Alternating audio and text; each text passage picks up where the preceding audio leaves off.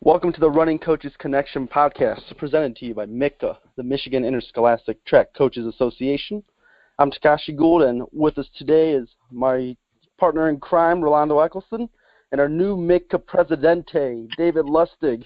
Quick congrats to you, Dave, on that. The president. Thanks. Do you have any fine words you'd like to say to the people, as a man of the people? No, I'm just happy that we have some listeners today, and we got a great guest. So I'm going to leave it at that. All right. And so playing off of that, our guest today is Dave Emeott, head coach of the boys track and field program at East Kentwood High School. And for those who are completely clueless about high school track and field in the state of Michigan, his teams are pretty good. They have been state champions 5 times in the last decade. Not only that, but his teams have also finished in the top 3 9 times. Unprecedented stuff there. Coach, thanks for joining us today. Hey, thanks for having me, guys, and congrats, Dave, on being our current president. Thank you so much for all your service. I appreciate it, Dave. Thanks. Lustig standing a little bit taller now. Yeah. Well, we'll just refer to him as El Presidente from here. Yeah. And when I say Dave, it'll be referring to Dave Emeott. All right. I'm glad I have friends like you guys. Well, hey, Dave, maybe you can talk to us a little bit about yourself, about how you got interested in the sport, how you got into it, and how you ended up at East Kentwood and became head coach of this awesome team. Well, I started running track in high school. It's funny, I got started in the sport and this is a great point for all those young coaches out there trying to figure out how to get their program rolling. I started in the sport from one of those form letters. Back when I was in middle school, our school was a 6 through 9 building in Bridgeport near Saginaw, right by Birch Run, Frankenmuth area. And when I was in 9th grade, was in gym class, whatever you run, the mile or whatever it is. And my coach, Doug Frank, who's still coaching today, and at the time I thought he was really old, and now he's still coaching, so he's been around a long time. He sent me one of those, those letters, but back then you would get you wouldn't get them in school. They mailed, coaches were still mailing stuff home. I don't know if that's happening very often anymore. Maybe stamps were cheaper back then, but I remember I got a letter home asking me to be on the cross country team. And I thought, I don't know what cross country is. He kind of explained it in the letter. It sounds like it's running, And so I went, I said, well, it sounds good. Sounds fun. And so the day before, I learned that it was a 3-mile race or a 5K race. So the day before the first day of practice, I went out on a 3-mile run, and I survived it. And so I thought, I can do this. And so I joined the cross-country team. And that was really, we didn't have middle school track or anything back then. And then when I was on the cross-country team, we were doing push-ups or something in the hallway, and the coach was always challenging us to do different things. And he said, can you do a wall push-up? And I was a pretty good athlete, so I tried this wall push-up, where you flip up against the wall, You're like upside down. Yeah. And the wrestling coach walked by, and I went to do a wall push-up, and I completely fell. And the wrestling coach, who I can picture him, but I can't remember his name, which is probably a good thing. I didn't like the guy. I had him in class, and he was kind of a jerk.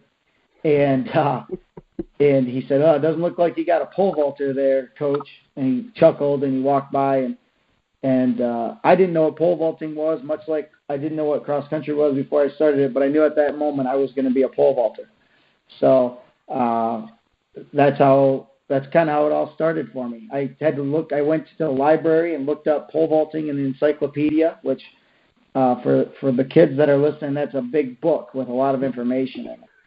And I looked up pole vaulting, and I saw a couple pictures. I was like, yeah, I can do that. That'd be my thing. And so I became a pole vaulter, and so I was a 12.6 pole vaulter in high school, and but Saginaw Valley agreed to let me walk on the team, And so I walked on the team, and I pole vaulted there for a few years, and we had an awesome pole vault squad.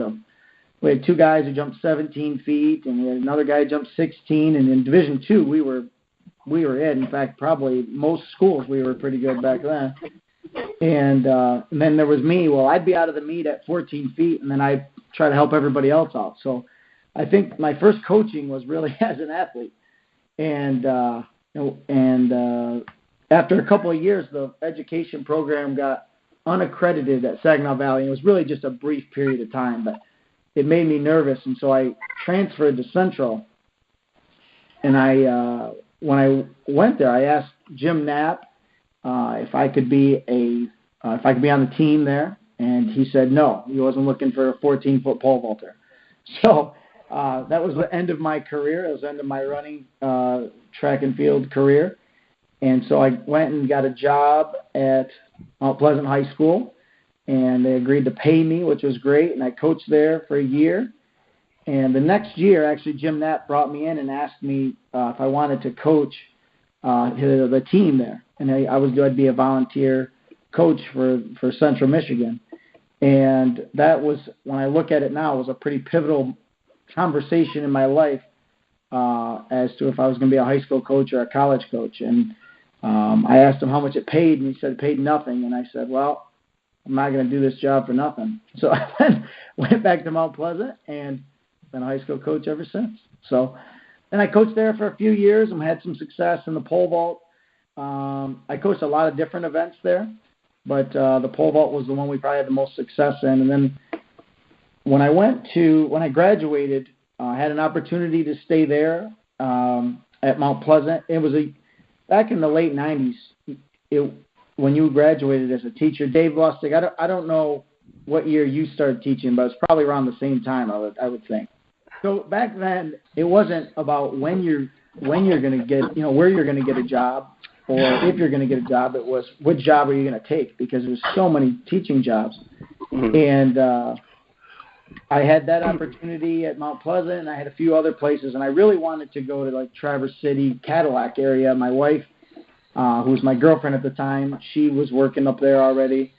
And that was the plan. I knew Traverse City was great at pole vault, and so I thought that's the place for me. And I ended up taking an interview at East Kentwood, not knowing anything about it. But I walked by the gym on my way to the interview, and they had an indoor track.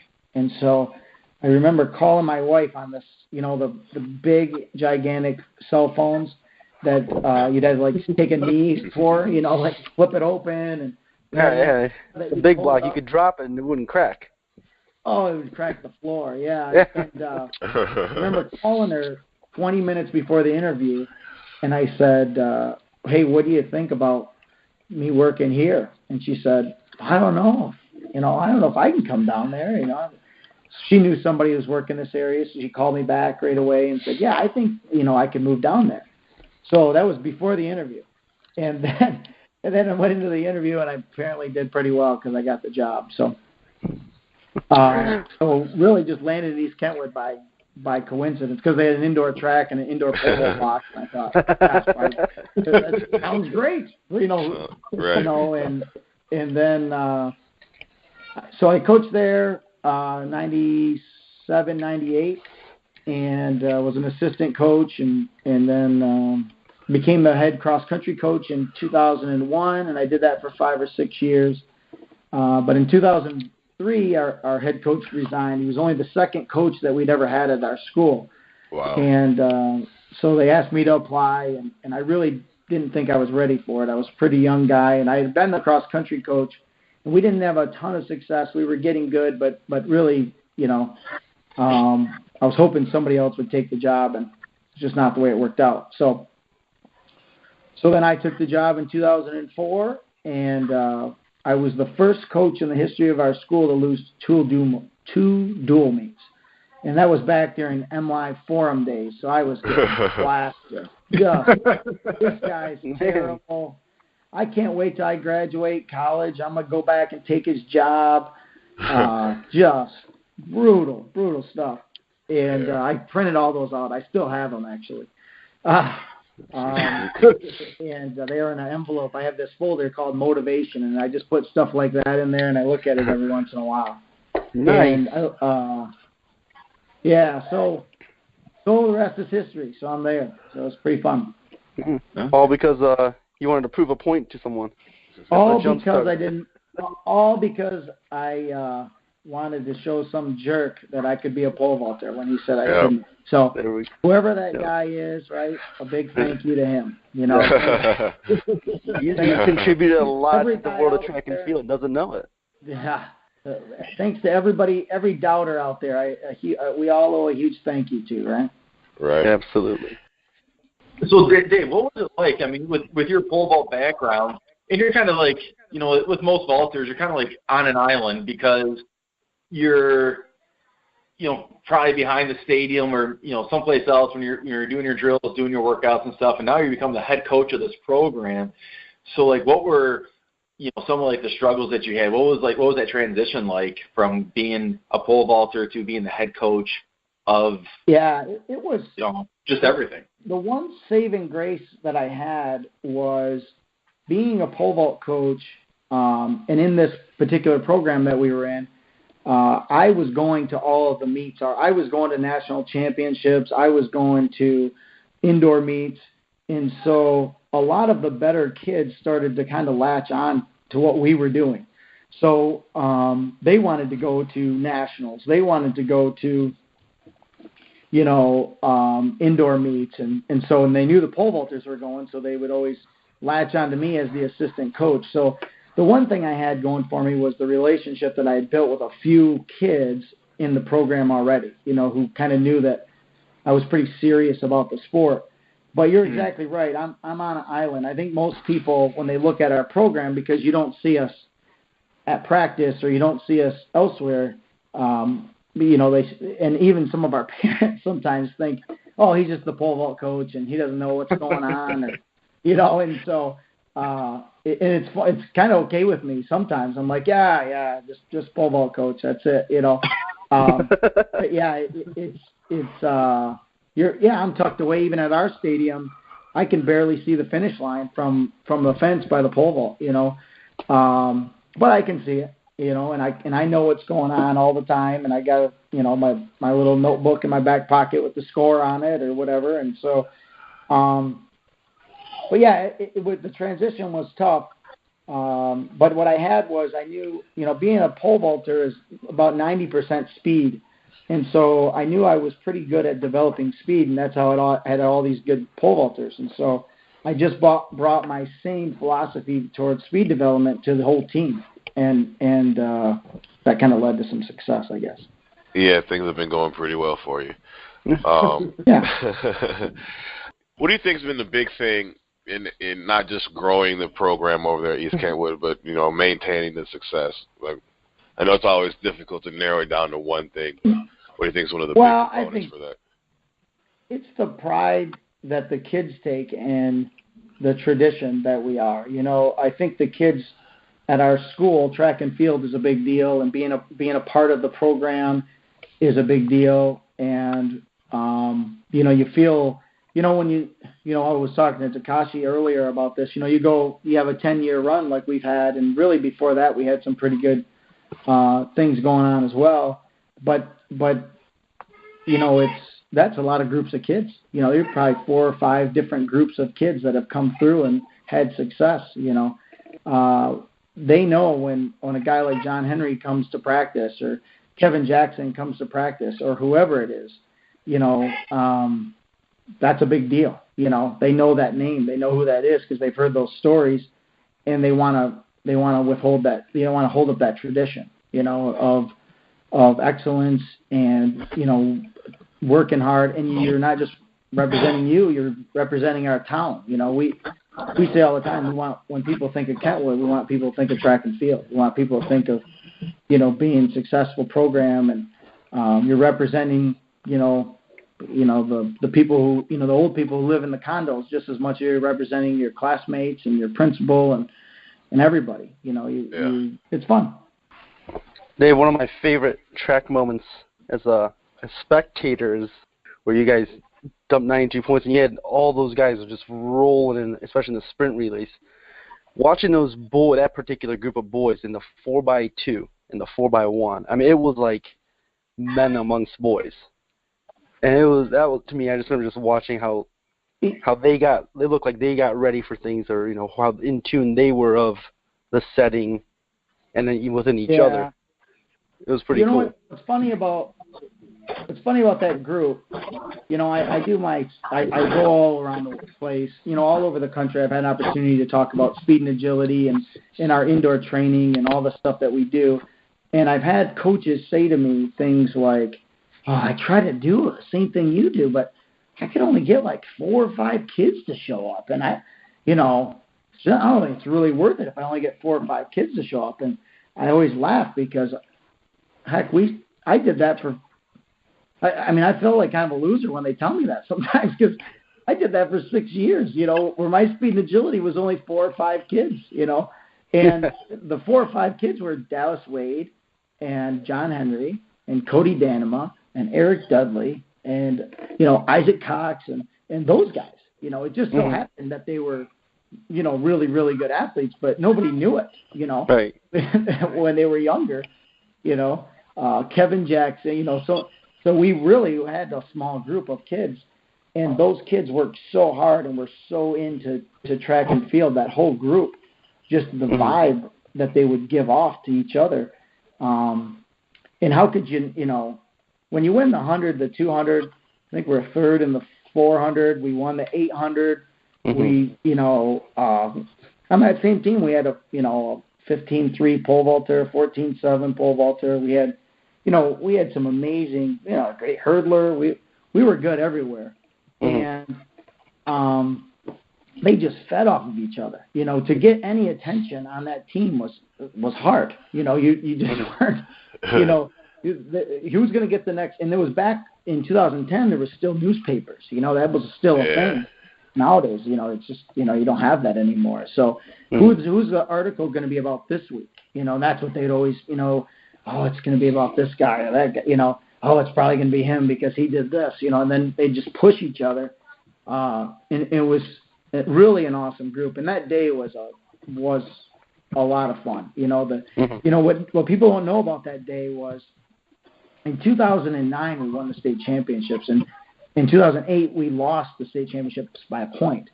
And so when we lost by a point, everything was about the one for that whole year. We had this. Every year we have we have some sort of philosophy or you know, the thing that keeps us together, bonds us together, right? A theme for the year, and that was about the one going into 2009.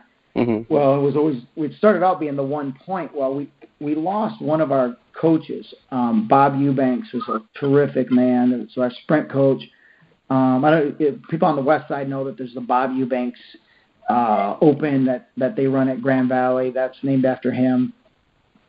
And terrific man. Well, we changed our focus. You know, it wasn't about the 1 point. It was about the one Bob Eubanks. You know, but it's about people, and it's about relationships, and it's not about scoring points and track meets. You know, it's about real stuff.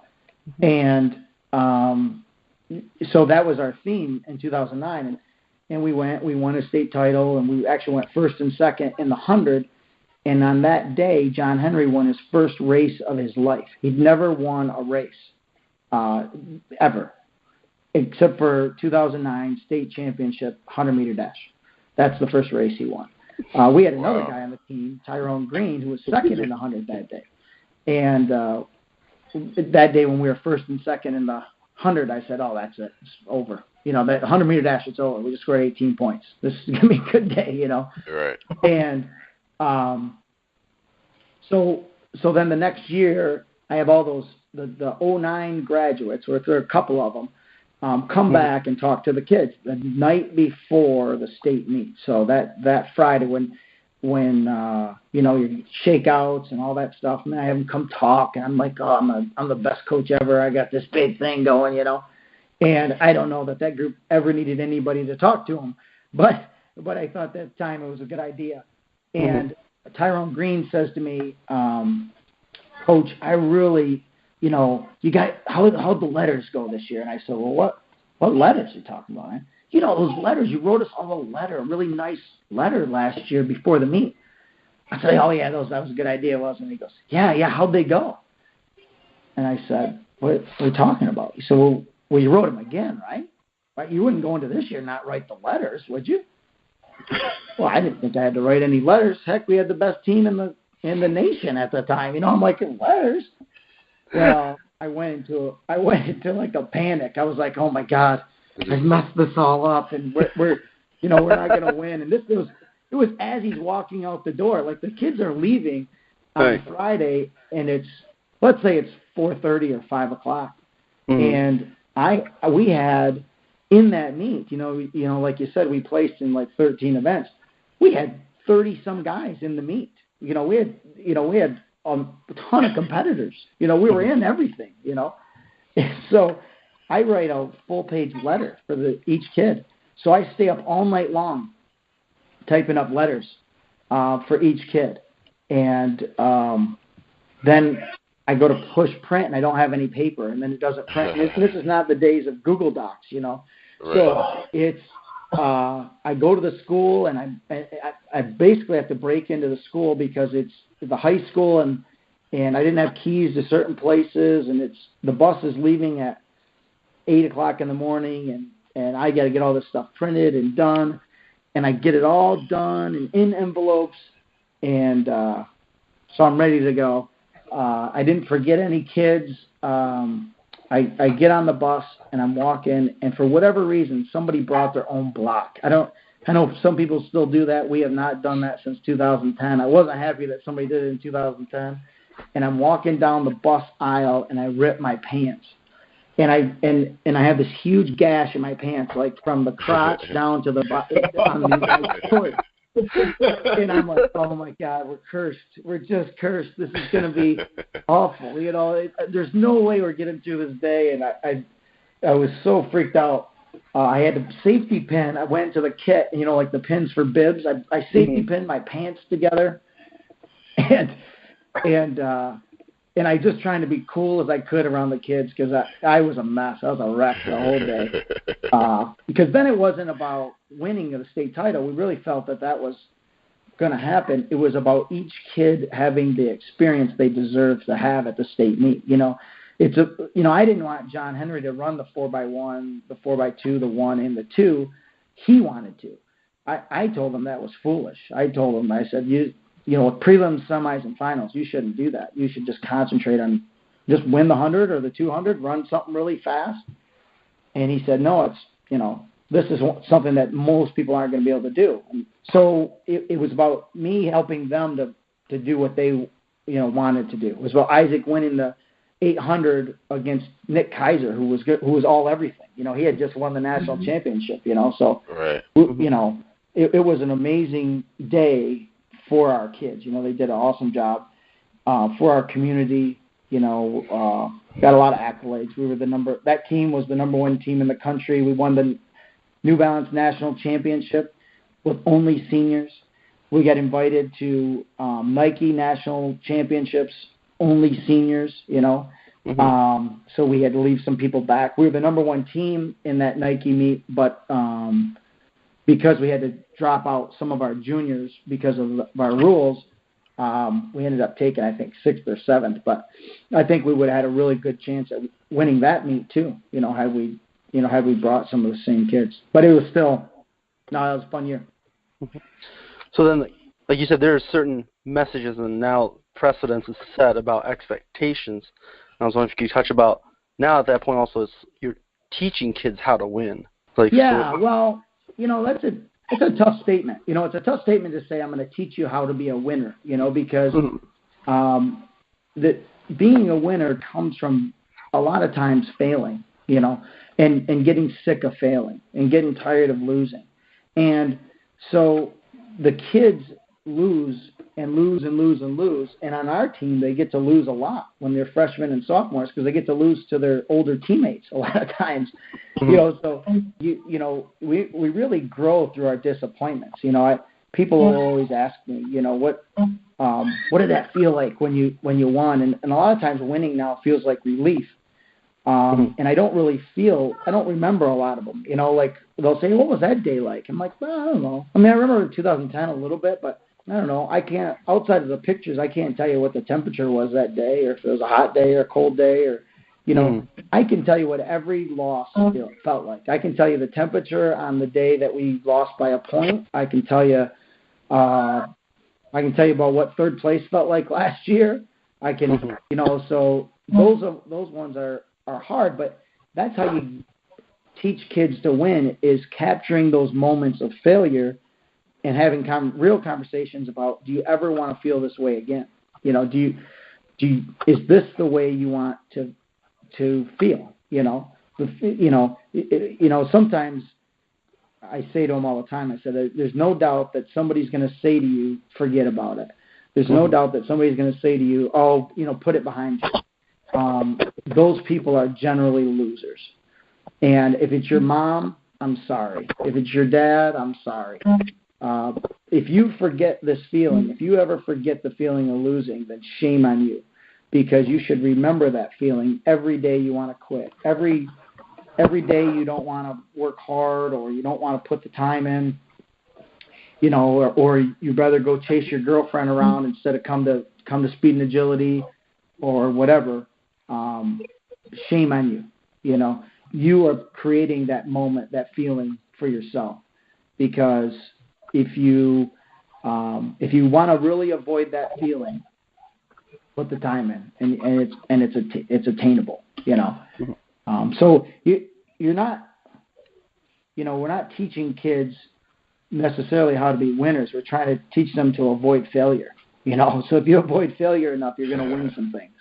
You know, and that's that feeling is so bad, and I'm probably the worst, because I want them to feel it. I want them, you know, we talk about it. How does this feel right now? How do you feel about yourself right now? How do you feel about the time and effort you put in right now?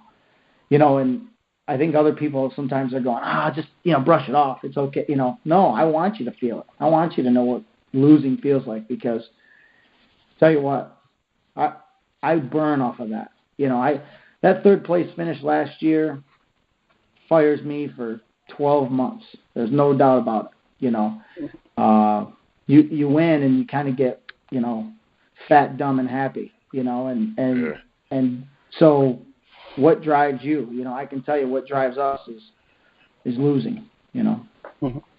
Well said, Coach. So the high school program's been obviously doing really well, you know, for quite some time. What interaction or involvement do you have with the middle school program? How does that, you know, kind of carry over to what you guys are doing at the high school? You know, we have some tremendous coaches. Two of our middle schools have some pretty consistent coaching staffs. We have 3 middle schools. Two of our schools have really consistent leadership and do a tremendous job of getting kids out and having fun and being a part of it. One of them has had a lot of turnover, and so they've struggled a little bit. But you know, we try to, you know, 2 years ago we brought a lot of those coaches to the Emeott clinic and try to create that camaraderie. But we don't see them. You know, the one school is right on our campus, but they don't even practice on our field very much. They try to come when we're not there. Our track, and it's not that we don't invite them. It's that there's 250 kids on it already, and so when they show up with their 200 kids, now there's 450 kids. You know, and so it's they can't get much done because we're there and we're crowding the place, and so. But they've done a tremendous job, and our whole theory on middle school is just get them out, get them exposed, let them have fun, let them, you know, don't run anybody off. That's the number one thing. We don't know what kids are going to develop to be, you know, and I guess, you know, I can tell you this, we've not had a lot of just terrific freshmen, you know. I don't know that there's a lot of times when we have freshmen that are, oh, look, Kentwood's got some guy, you know. You know, but we've had a lot of kids who are ready to be developed and ready to really put in the time because they have some passion for competing and have some passion for our sport. When I look at, we had 4 guys a few years ago who are all competing in the Big Ten right now. And when they were freshmen, I had 2 guys, they ran 20 seconds, 19.71, I think it was, and like 20.10 in the 110 hurdles as freshmen. That wasn't just what they did one day. That was their best of the season. Both of those guys ran sub 14 seconds as seniors. We had another guy who ran 240 in the 800. 240, that's his best time he could do, and he ran 150 point in the 8. And then another guy who pole vaulted 7 foot one time, and he's now a decathlete at Michigan. So wow. Those guys would have not, had they not had a positive middle school experience, they wouldn't have been out because who wants them around? You're not very good, They're kind of, not very good runners. And so we really believe in development and trying to take a kid from where he's at, and we don't know how kids, especially boys, you never know how boys are going to develop. I want every boy to come out for track, Girls, girls develop a little faster. You kind of know sooner on girls, but boys are tough. So, no, I do what I can for the middle schools, but we're pretty busy during our season, and so I'm trying to do a better job of it. Ben Davis is a tremendous program in Indianapolis, and the head coach there is a good friend of mine, and he made this book for all his middle school coaches, and I got a copy of it from him. And I'm trying to make my own right now. So I kind of stole his idea. That's coaching, right? Stealing everybody else's ideas. No, for sure. And that's, I like how you said, developing the kids because, it's not just the physical and athletic part of it. You got some kids in middle school that, maybe it's just they think they're just the big show, the big thing on campus at the middle school level, and and just how their personalities and attitudes change over the next 4 or 5 years that from 8th grade on. Oh, yeah. So those kids definitely change, and they definitely go both directions because I'm sure we've all experienced those kids that, just kind of get caught up in the wrong situations and just kind of blow some chances of being, go on, Coach. We do a 5th grade field day at we had 10 elementary schools. And they do a 5th grade field day, which is the biggest track meet all day long. It's a whole school day. It's a big deal. And they've been doing it forever. From the 70s, they started this. And so I've been the starter the last 10 or 12 years. Before that, I was the head timer. So I've been doing this for 20 years. When I first started this, I really thought I could recruit 5th graders. So I thought, man, this is what you do. You just go get all these really good 5th graders and shoot. You can't lose, man, So I would talk to these kids, and one day it was probably 5-6 years in. Maybe I was a head coach at the time, I think even. And I said, hey, who was all in 5th grade field day? I think it was John Henry was on the team. And this might have been 2010 before I started to kind of get smart. And I said, 5th grade field, John, you must have been an awesome – I think it was 2009 because this is when we learned that John had never won a race before. And I said, you must have been great, 5th grade field day. And he said, no, I did a kick blast, Coach. I said, kick blast? You didn't even run? Oh, I ran the marathon relay, which is just like 16 kids running 200 meters apiece with a baton. It's insane. And I said, John, what are you talking about? You weren't good? He said, no, I was terrible. And then so I started asking people who won anything in 5th grade field day, and there was one kid in the room who won something, who won a race, and he was the slowest kid in the room. He wasn't a relay guy at all. He was he just wasn't that fast.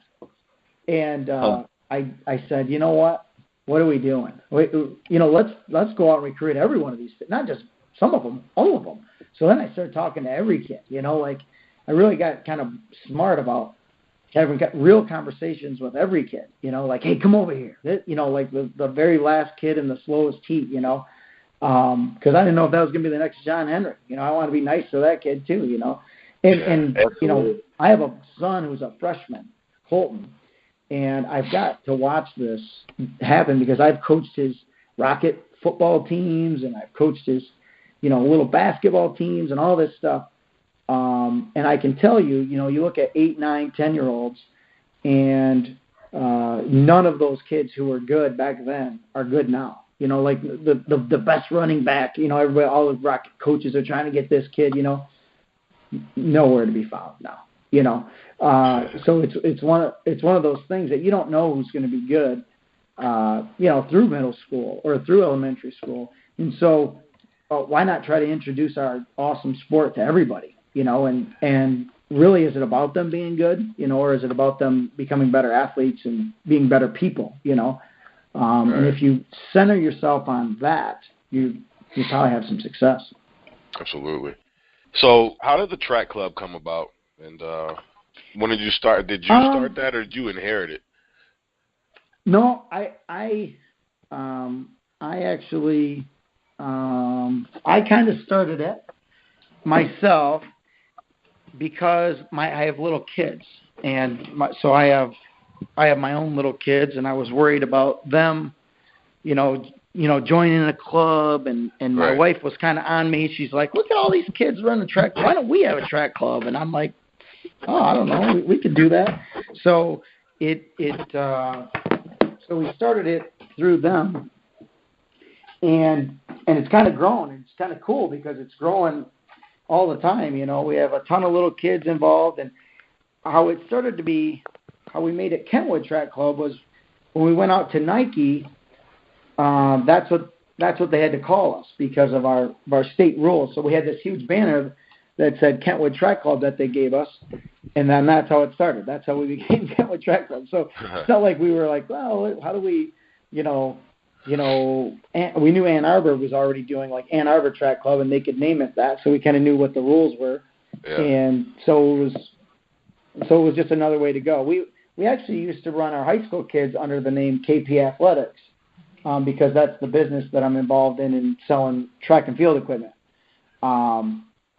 But my business partner's from Rockford, and what would happen is, because that's a big rivalry, our kids would, some of the Rockford kids would be KP Athletics, and then some of the Kentwood kids would be KP Athletics, and they wouldn't like wearing the same stuff, or they'd be like, "Oh, that's Rockford thing," and so we switched over.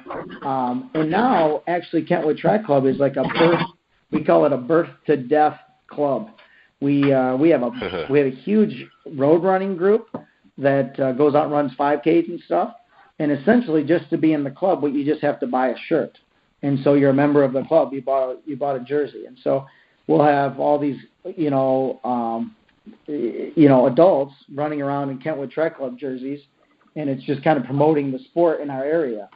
And then what happens is a kid, they'll, 5 or 6 of them will run some 5K, and then I'll get a call. "Hey, how do I join the club?" And so I'll go, here, come to my house and give me $20. I'll give you a jersey, and then you're in the club. And they're like, "Okay, sounds good." And then so then it's been fun. And then those adults bring their kids to our little kids club. So it's kind of all inclusive where. You go to any given meet or any given weekend, there'll be a million people wearing Kentwood Track Club stuff, and so it's kind of fun. That's awesome. Yeah, that's cool, man. Yeah, well, you go to those roads, there's no teams. Nobody's really on a team. Right. But we got a team. And so these other adults are like, "Well, I live in Kentwood. Why can't I be on the team?" Right. Like, "You can. We'll get you on the team." And then I think this summer we're actually going to do some higher level stuff with the older folks, with the adults. We're going to do some training nights and stuff for them. So we're going to help them to set up their race plan. Like, okay, we'll educate them, and we'll do, like bring your kid to our little kids club on Mondays and Wednesday nights, and then when you drop your kid off, we're going to go on a run for 5-6 miles and kind of give people a purpose, Yeah. It's just cool that the community is behind you guys like that, and it's just really inclusive, That's a special thing to have. Yeah, it's fun. Oh, yeah. Awesome. Hey, switching gears here a little bit, as we're wrapping up the indoor season here, we got the indoor state meet at Aquinas coming up next week, what does your preseason look like? And maybe you can talk on a more of a macro level too. How do you like our indoor winter format in Michigan? For us, indoor season is very hectic. We have our rules, and we preach our rules to our kids about, we're going to follow these rules, and this is how they are written, and this is what they do, and sometimes not all the other coaches around us like the fact that I teach to our kids about the rules, because then our kids and our parents know what the rules are.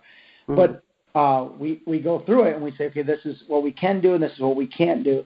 And so for us during the winter, we have speed and agility on Tuesdays and Thursdays, and that's all inclusive, all sports. So we'll have 100 to 140 kids working at the same time, in the gym, and we're doing whatever workout is planned for the day, And then so my pole vaulters work on Mondays and Wednesday nights. My throwers work on Tuesdays and Thursdays after speed and agility.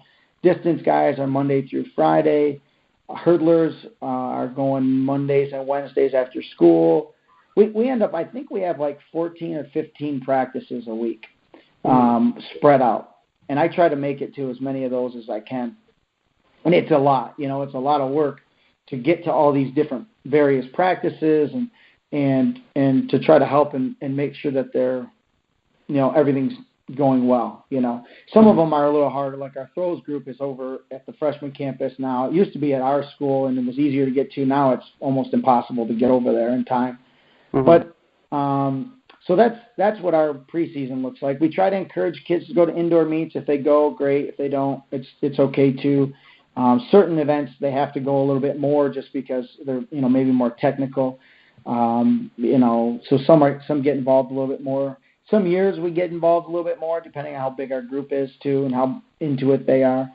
But I got an opportunity to speak in Chicago about a month or so ago at a Glacier clinic, and when the group that was there, a lot of guys from Indiana and Illinois were there, and they were starting their season about a month ago. They were first day of practice was going to be Monday, and I asked them about indoor, and I asked them about if they had any issues with with AAU or anything like that, and really they said, well, no, because our season starts early. If their season starts early enough that they're not going to have any issues with any of that stuff. They still have Indiana still has an indoor state championships. I know Ohio has something very similar, but I think they start even earlier than us. So when you look at the states around us and what they're doing with their sport, right now in our state, our indoor season is longer than our outdoor season. Indoor season is 4 months long, and outdoor season is only 3 months long. So, indoor, if you're not doing it and you're not involved, the kids look at that and go, how could I not be involved? What I have to do, everybody else is doing it, So I think if we were doing what's best for our sport and what's best for our kids, we would elongate our season. We would start our season, earlier, either start it in January or whatever, just start it earlier so you can you'd kind of wash out a lot of the club stuff that's hurting some teams. But also what you would do is you would have better developed kids. And now with the access to indoor facilities that everybody has, all these meets that are going on, you really could do some cool stuff. And I think that's what, Illinois is doing. That's what Indiana is doing. That's what they're doing in Ohio.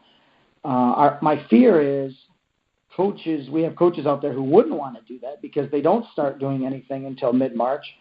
They take a pretty good paycheck out of their school for usually working about an 8-week season. If you look at it and said from your first meet or from your first practice until conference championships, until regionals is 10 weeks, right? So conference is 9 weeks. For us in our league, we lose about 100 of our kids after 8 weeks. So if you're a JV track athlete, you get about an 8-week season. And one of those weeks is spring break. So you're really not getting a big bang for your buck if you look at it that way. And for a kid to join the track team is pretty tough. If you're not going to be a varsity kid. Mm-hmm. So and that's been suggested not only by me. I mean, the MHSAA has suggested that to us, that we should consider looking into that. I just don't know what percentage it would get passed by because of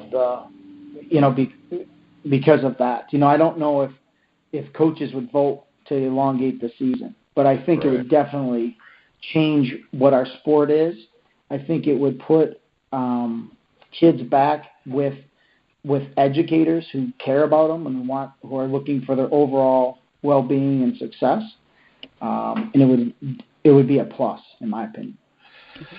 I agree with you. It's always difficult trying to jam-pack everything, because you get caught up competing Tuesdays and Fridays or Tuesdays and Saturdays, and you blink your eyes and boom, you're at the regional. So I'm with you. Oh, how many practices do you have for your, for your JV level kid? If you really look at how many practice dates you had, when you put your calendar, you lay your calendar out and you say, okay, if you go to Friday meets and you have Tuesday, Thursday duels like we do, then it only leaves Monday and Wednesday to practice that week, and you only have 3 or 4 of those. So I did one year, I built the Pyramid of Success on the wall with actual blocks, and every day I would do a new block, and it's 15 blocks, and I couldn't get 15 blocks done before they left.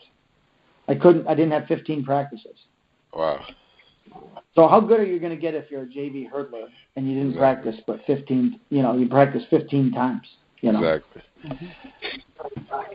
No, it's a good point. Preaching to the choir, man. No, I know. Well, maybe there's somebody out there listening who is not in the choir. So. No, I hear you. So you're talking about your conference. It's crazy to know that you got this neighbor to the north of you, and I'm not going to mention names, but like in your own conference, you have another really successful program that you guys battle against, and and for several years, you're not only battling for your conference, but you guys are battling for state championships. And so, how important is that rivalry in your conference? And when you get your calendar and you start placing things out, like, do you put the state meet on the calendar first, or do you put your dual meet against that team from the north on your calendar? I don't know who you're talking about. I'm talking about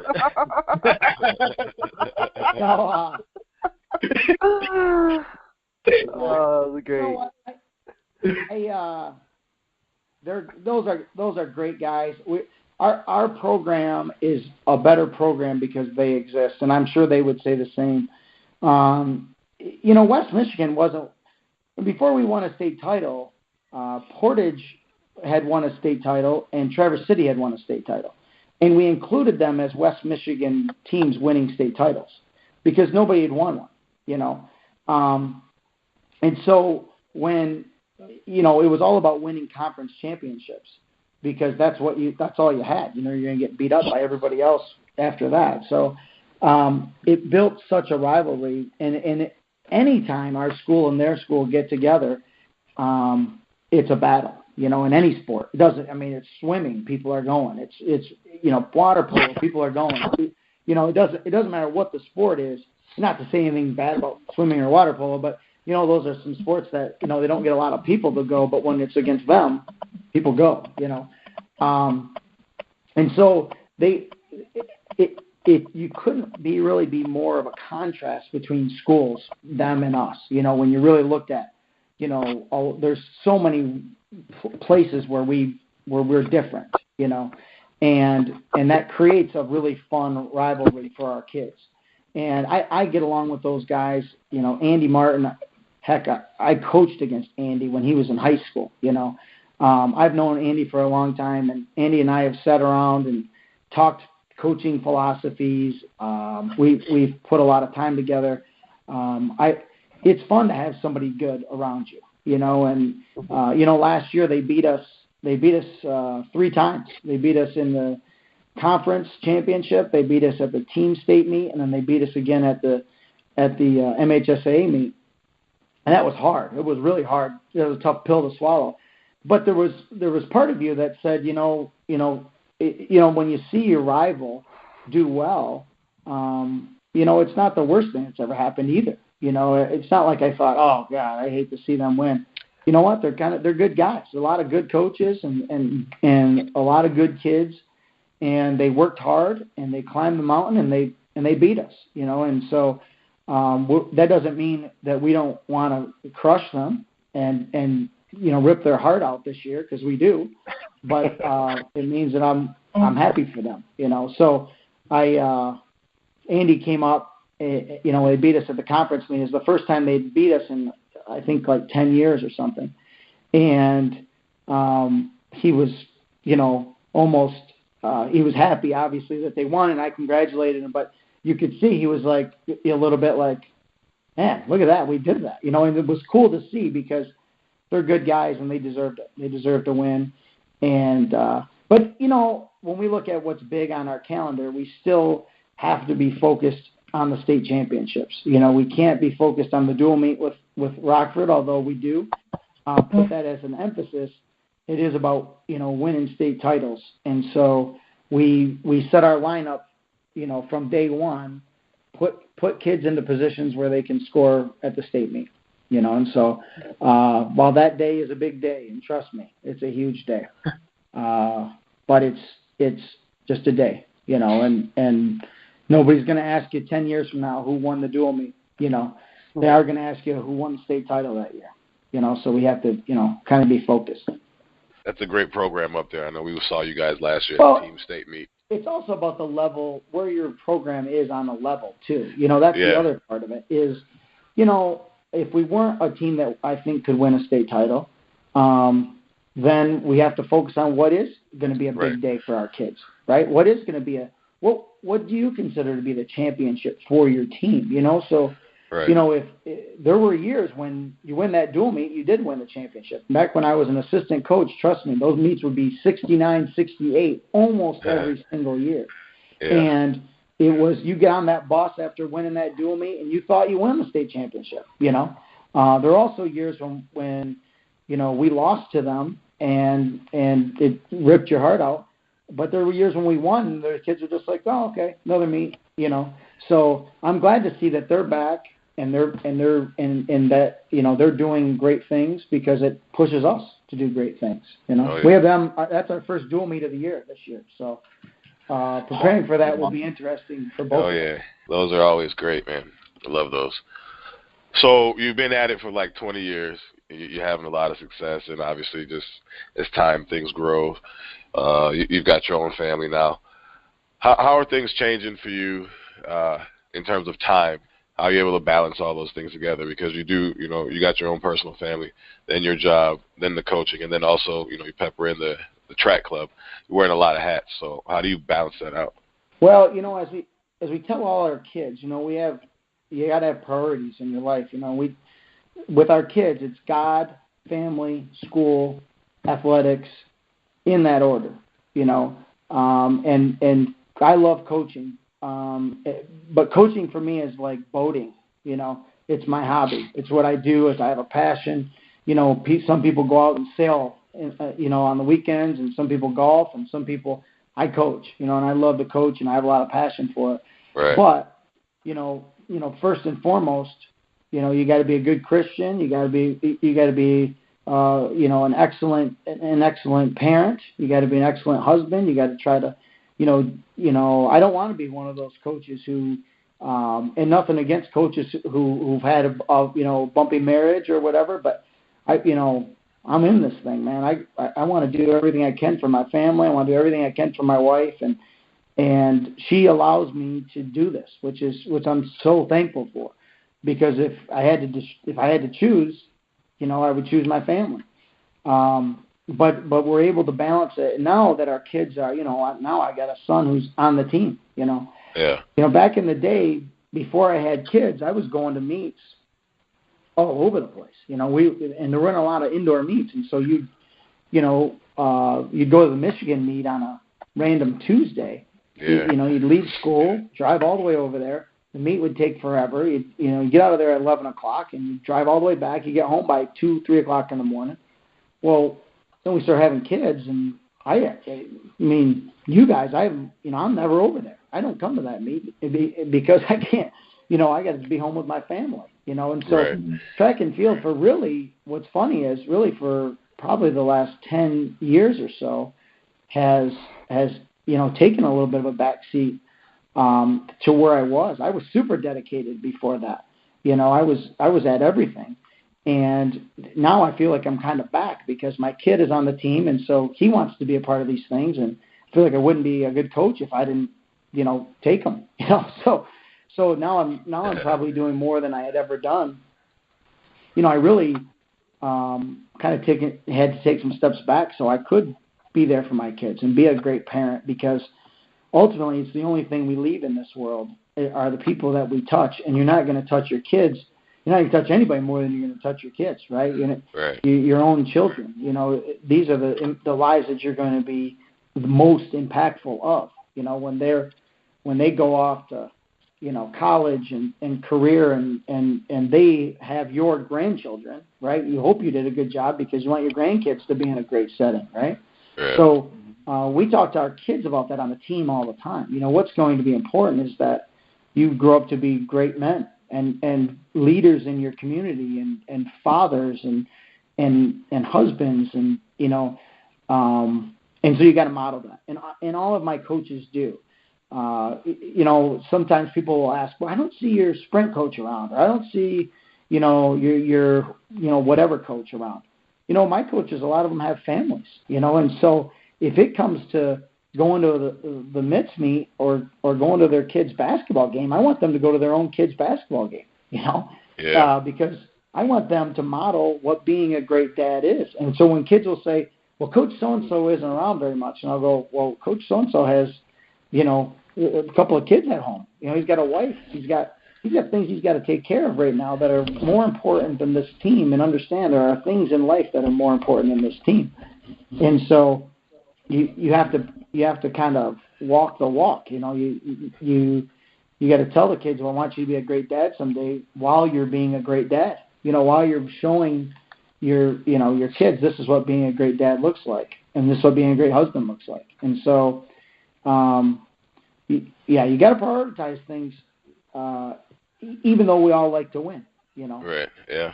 What I've been better at is getting organized ahead of time. I think I was a guy back when I first started coaching. I was like drawn up in the sand kind of guy, mm-hmm. and the older I've gotten, the more I'm very structured in training and all of that stuff. What are we going to do ahead of time? Because my time has become much more precious. I used to I had all the time in the world. Oh yeah, Google Docs is our friend. Yes. Oh my gosh. We do all of our training schedules on that now. So all the coaches, all the assistant coaches have to have their training logs in like this week for the whole year. And so we've gone to do it on Google Docs because we used to have them turn it all in, and then we would convert it over to a file, and then we would send the file back out to everybody and say, okay, well, here's the sheet for this week and this week and this week, and we noticed that, these workouts, you don't really have these complete, and what's going on, and what's, also we've noticed that the hurdle workouts are not coinciding with the sprint workouts, and so what does that mean for this kid? Now it's all on one, so they can kind of see that happening for themselves in real time, so that's, definitely been great. Oh, yeah. Free ad for them. Yeah, there you go. I'm sure that they need it too. That's right. Yeah, because they need more of it. All right. So obviously, we all have this common passion for the sport. We love track. I know I always refer to ourselves as track dorks. How are you just feeling about the sport overall in the state, Dave, and what are you looking forward to this year? I really I feel like our sport is really healthy. I feel like I have a pretty good view on the sport of track and field as far as, nationally. I get to go to a lot of these things and talk to a lot of people, and we're blessed to be able to do that. But I feel great about the coaches in our state. And like this, like your guys' podcast here. This is an awesome deal for kids, not for kids, for coaches and kids, but to learn from other people, every idea we've had, we've stole from somebody, Nobody's inventing anything. Dave Emeott is not inventing what it means to run fast. I've just found what paths have worked best for our kids to help them be successful. And maybe it's not even the right one, but in general, I think we have some terrific coaches and some terrific programs in our state, and we're just getting better all the time. And we're kind of every year it seems like we have a new kid who's kind of on that national stage. Right now it's Cameron Cooper, but last year it was the thrower or whoever, right? And so we're just popping up more and more often. We are really a kind of a small state in comparison to some of the giant states. And, the other end of things is we have a lot of small schools. Everybody looks at Kentwood and goes, oh, my God, you guys are so big, 2,600. We would be in Indiana or Illinois or Ohio. We'd be a very mediocre-sized school. In Chicago, for instance, there are leagues that we wouldn't be in the top tier of the league. There's 4,000 and 5,000 kids in a school, and so we're on the OK Reds. We're in the top tier, but we would be in tier 2 or 3 of some of the leagues in the Chicagoland area. So that doesn't always create the best atmosphere for getting fast kids, but I think we're doing some amazing things in and around that.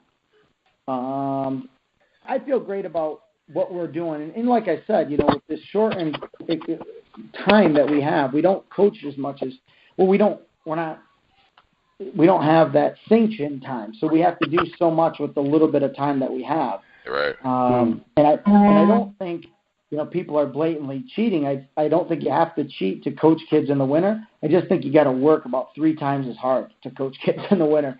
With timing and everything else, Right. And we always pull out some nice times. We've had some really quality performances in the state for a long time now, especially. Oh, yeah.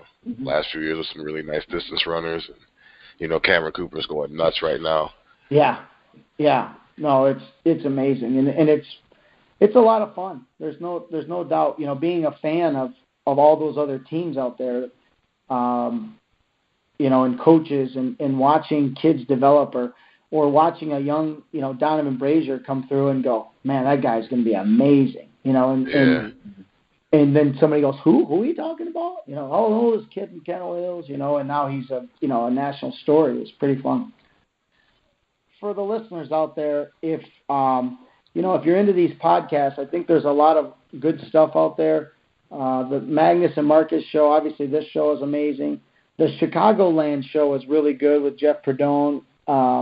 He does a terrific job, and there's so many other ways to get educated about track and field. You just have to search for them, and if you make this your passion, you're joining a really great club of people. It's a tough group to beat. There's no doubt about that, because they're passionate about what they're doing. So, but there's so much out there. So sometimes I always say 90% of work is work. So you go to these things, you go to the clinic and you'll listen to somebody speak, and you'll say to yourself, what, that's not scientifically correct, or that's not biologically correct. That can't work. You couldn't get a kid to run fast by doing those workouts that you've just posted on this PowerPoint that we're all sitting in, until you realize that the reason why the guy is speaking to you is because he's done great things, because his kids have run really fast. And that's when your eyes get opened to, there's more than one way to skin a cat. There's so many ways to do things, and and what really is important, again, 90% of work is work. If you're working and I'm working, and I'm doing the very best workouts and you're doing the very worst, terrible workouts, we're probably only about 10% apart. what it's really about is the relationships that you're building with kids and the passion that you're instilling in kids in athletics, in track and field and other sports.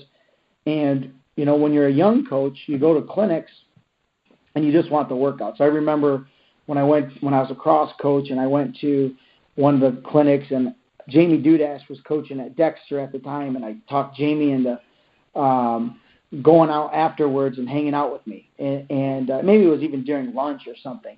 And I was asking him, like, well, what do you do on a Monday? What do you do on a Tuesday? And I was just trying to get all his workouts from him, and I thought I was being super sly about it. And he goes, what's your email address? And he, types it in. He said, I just emailed you my entire workout plan for the whole season. You have it. Mm-hmm. So there. I was like, oh, man, yes. I got the gold, baby, the gold. Right. Yahtzee. When you're real, then you get into this for a little while, and I looked at the workouts, and I was like, no, it's not like it's magic. I don't see where, where does it say, like, some crazy workout that I had never heard of before. Okay. X, Y, and Z equals sub 16. Yeah, exactly. Like, okay, and that's what you do. But when you get, to a point, you realize it's about relationships. It's about building relationships with kids and getting kids to believe in what you're selling and doing, mm-hmm. so that you can be successful and they can be successful.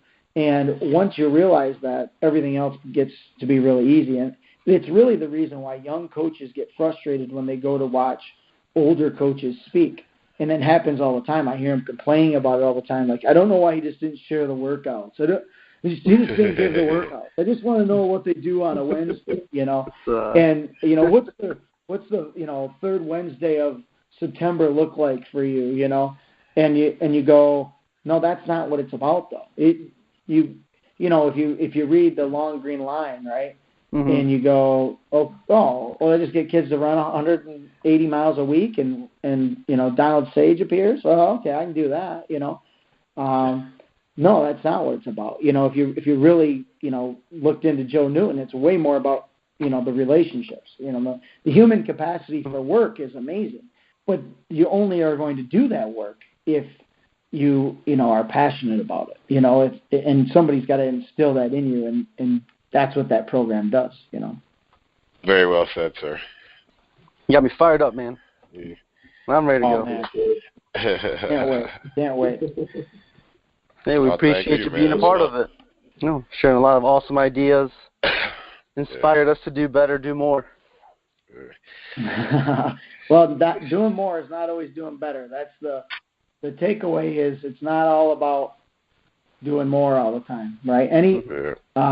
There's a guy in Illinois who says, in the Chicago area, his name's Tony Holler, and a lot of people have probably heard him speak before or heard his philosophy. They do like a real minimalist work, and I don't know that we do minimalist work as much as he does, but he does like really light workloads, mm-hmm. high intensity, light workloads, and he gets some good stuff out of them. But one of his comments is the best comment ever. It's any fool can talk some other fool into doing a lot of dumb work,